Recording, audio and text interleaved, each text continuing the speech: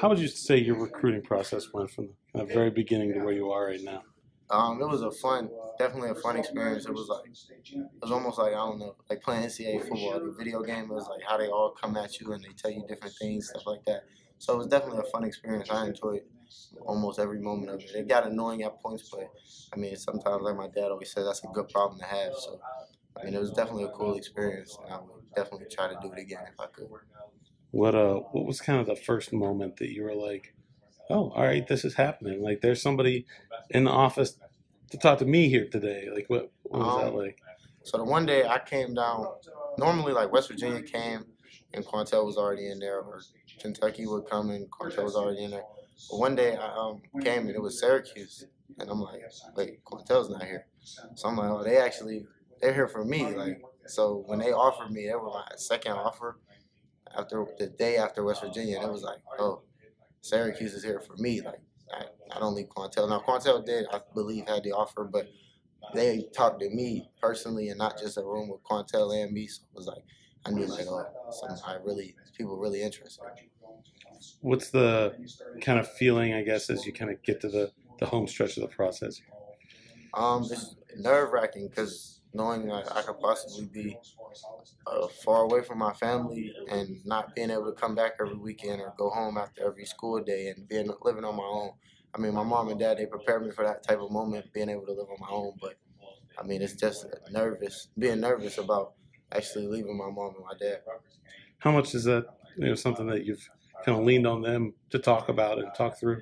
Well, they always tell me, like, we talk about it, and they'll always tell me, like, we can move wherever you go to school at. So it's not like I'll be too far away if I do decide to go extremely far, but it's just the principle of not being at their house every day and actually living on my own. And it's like, it's all about decision making. It was like, you never want to go too far left or you never want to go too far right. You just want to stay in the middle and keep going straight, never want to turn.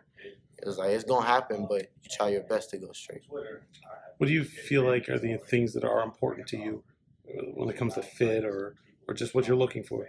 Definitely the most important thing to me is like outside of coaches, like how the people that aren't athletes, the people who are just working in the lunchtime, or the people who just come through campus and walk through. You want to be around good people outside of your football life, because the people in your football life and in your school life are going to care about you.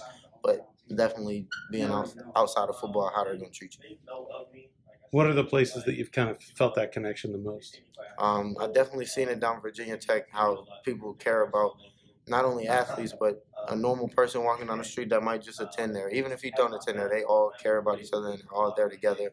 It's definitely felt that Pitt, just being in the city of Pittsburgh. It's just, you never know who goes to Pitt and who's just a person in the city. Ohio State is is really like that.